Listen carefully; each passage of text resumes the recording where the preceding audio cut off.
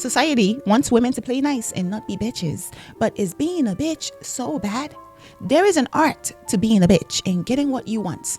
And it is time women mastered it.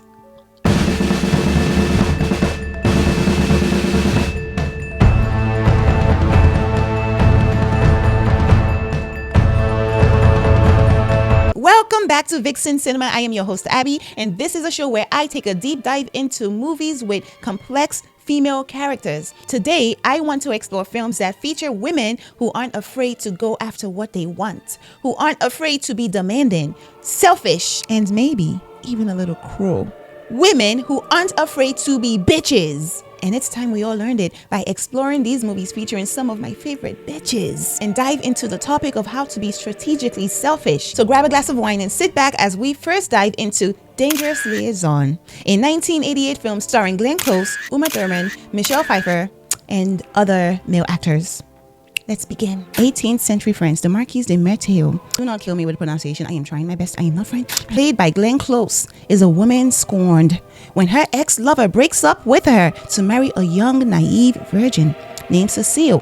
Played by Thurman, Merteuil decides to get revenge on her lover by orchestrating the girl's sexual ruin and public disgrace. So she recruits her former lover, the Vicomte de Valmont, played by John Malkovich, to seduce the innocent Cecile. Valmont, who is known to be a wealthy, popular playboy, aka a fuckboy, turns down her offer because he has his own target in mind. It's too easy. For you see, he is obsessed with seducing Madame de Thurman, played by Michelle Pfeiffer, a deeply religious married woman who has been resisting all his advances. Besides, Valmont would much rather be back in bed with Merteuil. So Merteuil makes him a deal: seduce Thurman, which is proven to be an impossible mission, and provide written proof of this conquest, and she'll sleep with him again. Scandalous. Valmont accepts this challenge and at first tries pulling some silly stunts like pretending to give a damn about helping people by feeding the hungry, but Thurman sees right through him. Valmont quickly realizes that he needs more leverage over Thurman. So when he discovers through his spies that Cecile's mother had warned Thurman about his disgusting playboy reputation, he gains access to Cecile's bedroom and takes her virginity as revenge. He calls this seducing. I call it sexual assault. Meanwhile, Merteuil manipulates everybody around her like chess pieces. She encourages Cecile's romance with a young musician named Danzani, played by Keanu Reeves. I do look forward to our next meeting. Now, who cast Keanu Reeves in a period piece when you know he has his limitations? Then, to add insult to injury, Merteuil advises Cecile to allow Monsieur de Valmont to continue your instruction as sexual education. But she doesn't stop there. She even begins having an affair with Danzani herself. Everything was going according to her plan. Valmont successfully disgraced Cecile. Cecile is 2 weeks late and very likely pregnant as well. Valmont also successfully seduced Thurman and gets her to admit their affair in writing as promised. But to Merteul's surprise and mine, it seems like while seducing Thurman, Valmont falls in love with her, and Thurman, who is still a married woman, mind you, falls in love with him right back. And that was never part of Merteul's scheme. Jealous and furious of losing Valmont's attention, Merteuil refuses to honor their agreement unless Valmont destroys Thurman. So she mocks him and manipulates him into thinking he has become a laughingstock amongst their social circle instead of the playboy he once was. This prompts Valmont to viciously break things off with Thurman in order to please Merteuil and uphold his reputation. Devastated by the breakup, Thurman retreats to a convent where she wastes away from grief. Meanwhile, Valmont quickly finds out that this was all part of Merteul's scheme. For even though he honored his side of the agreement, Merteuil still refuses to sleep with him. Yes or no? It's up to you, of course. I will merely confine myself to remarking that a no will be regarded as a declaration of war. A single word is all that's required. War. But Valmont has one more trick up his sleeve. He convinces the young musician to return to Cecile and break things off with Merteuil. So in a final move, she reveals Valmont's relationship with Cecile to Danzani, who challenges Valmont to a duel in which Valmont loses and tragically dies.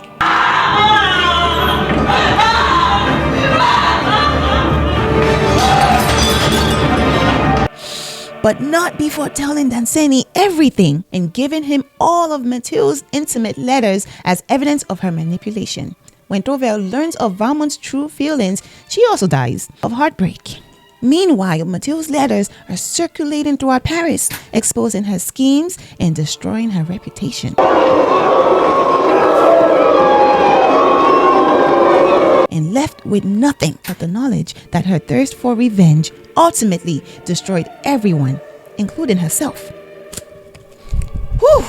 Wow, what a movie. I feel like I just spent the night at the opera, and the critics agreed, giving it 94% on Rotten Tomato, with the audience giving it 83%. I am going to go with the critics on this one. And on that note, let's move to our first topic, the art of strategic manipulation. There is a key scene in this movie I want to talk about, where Valmont questions how Merteuil became the vicious woman who always seems to get what she wants. This question is vital during a time when women aren't supposed to wield any power. I had no choice, did I? I'm a woman. Women are obliged to be far more skillful than men. You can ruin our reputation and our life with a few well-chosen words. So of course I had to invent not only myself, but ways of escape no one has ever thought of before. And I've succeeded because I've always known I was born to dominate your sex and avenge my own. People are so quick to vilify women like this while ignoring why they had to become vicious in the first place. What I find interesting is the hypocrisy in Valmont's voice.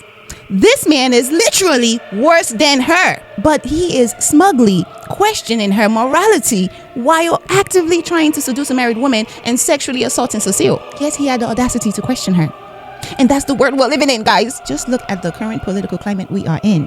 As a woman, it just starts to make you feel crazy because you're constantly met with these hypocrites who question you while being complete garbage themselves. I'm afraid this hypocrisy isn't just a product of its time. Many men today will sleep with anything that moves and then turn around and ask a woman what's her body count. That's why I laugh at men who get mad about OnlyFans models making money.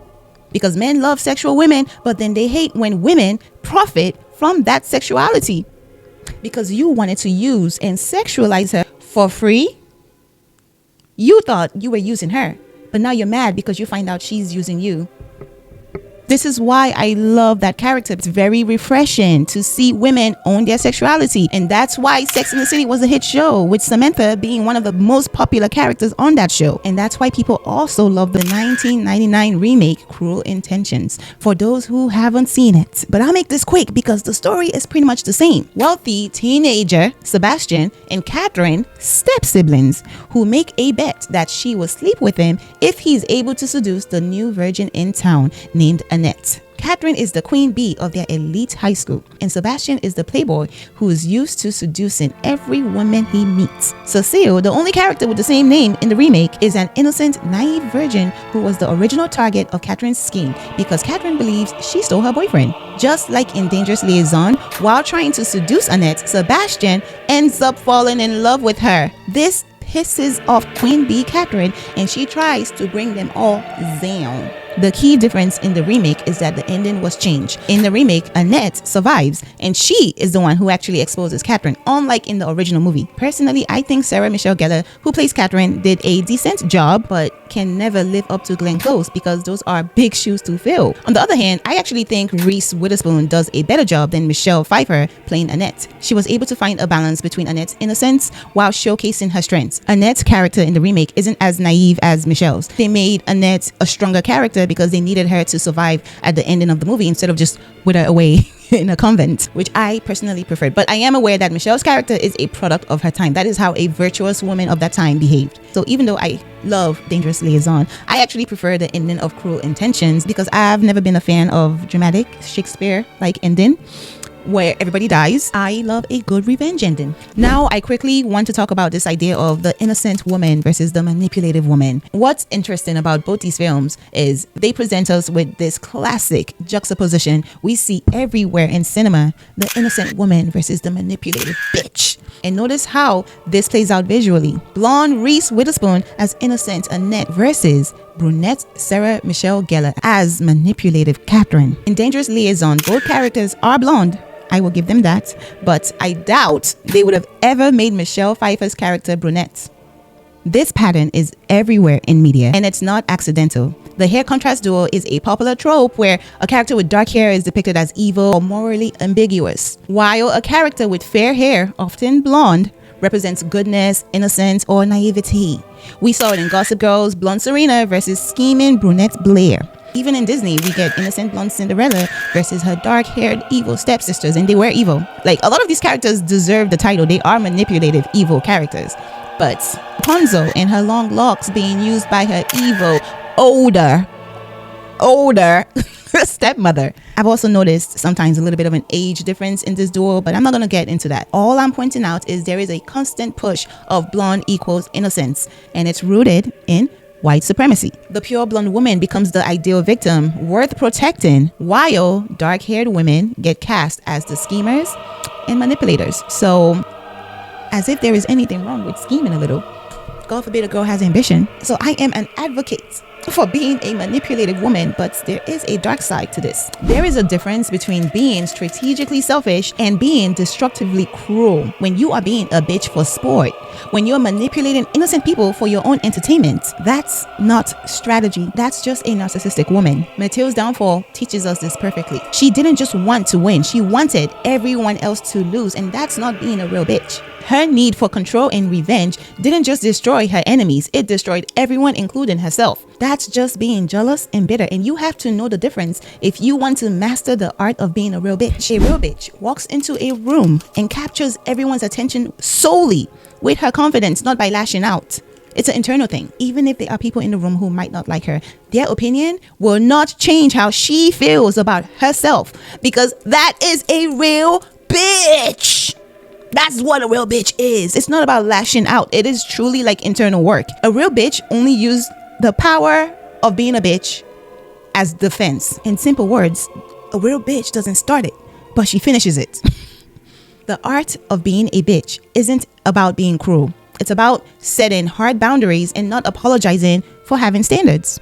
There is currently discourse on TikTok because this girl made a video simply stating that she does not accept coffee dates from men. This created a whole conversation on both sides, with one side saying, "How dare you say no to coffee dates? Who do you think you are? You should be pleased a man wants to take you on a coffee date. Especially you. Don't you know you're a black woman?" Because that was also part of it. And on the other side, people are saying she's allowed to have standards. Obviously, that's the side I'm on. And I'm even confused as to why she got any pushback for making a simple statement about her standards. She didn't say all women should not accept coffee dates. She said that she does not accept coffee dates. And I really love how she stood her ground on this, because anyone who made a video dragging her, she dragged them to hell. Her clapbacks were, if you accept anything from a man, then that's you. Don't be mad at me for having standards. And that, ladies and ladies, is the art of being a bitch. It's about being selfish enough to protect your own interests instead of sacrificing yourself for everyone else's comfort. If you find yourself projecting your insecurities onto others, then baby, you're not doing it right. I truly believe you can be a bitch without becoming someone like Merteuil. You can refuse to be taken advantage of without becoming someone who takes advantage of others. It seems very simple, but people's insecurities get in the way. And that's the problem. And on the other end, there's also a lot of pressure always put on women to be nice, to be friendly, to be sweet. Let's just have a quick conversation about this idea of being nice. Why women need to stop being nice. Oh, it's time to bring up politics. In our current political climate, being nice can be dangerous for women. We are literally seeing our reproductive rights, voting rights, workplace protections, all under attack, while women are expected to maintain this composure and work within the system. This idea of like, oh, be nice, be patient, be civil, it seems to be working against us. It seems that being nice is being used to manipulate us. I feel like I'm almost stating the obvious at this point. And I do not want to make this video too political, but these are things we have to talk about if we're talking about being strategically selfish. If we're talking about advocating for ourselves, these are things we must bring up. And continuing to play nice while our autonomy gets legislated away is crazy to me. I will never understand the women who are okay with this, and please keep your beliefs away from this conversation, because whatever you believe in is completely fine with me. Stop trying to apply your beliefs onto others. You should apply that to yourself and your life. Why is this so hard to understand? Men have been strategically aggressive about what they want in politics, business, and relationships for centuries. They date based on looks without shame. They network aggressively for career advancement. They interrupt and dominate conversations in order to be heard. But when women do the same, then we're bitches. We're too ambitious. Please become a bitch. Being perceived as a bitch can literally save your life. Serial killers like Ted Bundy specifically targeted women who seemed helpful and accommodating. Women who stopped to help him with his fake cast. The women who didn't want to seem rude. I want young women to know that your safety matters more than a stranger's comfort. Your goals matters more than being liked. Your boundaries matters more than being seen as sweet. Please be a bitch. My final thoughts are the art of being a bitch. It's about demanding respect instead of hoping for it. Merteuil's tragedy wasn't that she was too demanding. It was that she became so consumed with revenge that she lost sight of what she actually wanted. But her origin story, her refusal to accept the limitations society placed on her, that part was 100% necessary for her survival. In a world that punishes women for having ambition, boundaries, and standards, being called a bitch isn't an insult. It's confirmation that you're doing something right. Well, that's all for today. The next time someone calls you a bitch for setting boundaries or simply refusing to smile on command, please consider it a compliment. Take a page from Merteuil's book, learn the rules, then use them to your advantage. Just don't lose yourself in the process. What do you guys think? Have you seen Dangerous Liaisons? Anyways, I hope you guys enjoy watching this because I always enjoy making it. Thank you guys so much for watching. Please hit like and follow for more. I will be back with another episode of Vixen Cinema. But until then, do try to stay alive. Bye.